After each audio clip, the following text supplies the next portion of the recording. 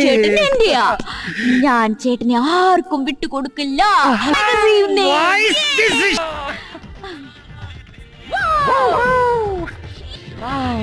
ചേട്ടൻ ഇതൊക്കെ ഒന്ന് അഴിച്ചു വെച്ച് ഫ്രീ ആയിട്ട് വരൂ. ഞാനും ഒന്ന് ഫ്രഷ് ആയിട്ട് വരാം. പിന്നെ നമ്പേട്ടന്റെ ഭാര്യയെ ഡൈവോഴ്സ് ചെയ്യണ്ടേ? അല്ലാതെ എങ്ങനെ എന്നെ കെട്ടുന്നേ? അവളോട് പണി നോക്കാൻ പറ.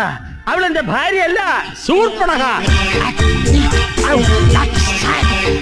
എലീനയാണ് എനിക്കിനി എല്ലാം. എന്റെ മുമ്പിൽ എന്റെ ഭാര്യ വെറും ചൊറി തവളയാണ്.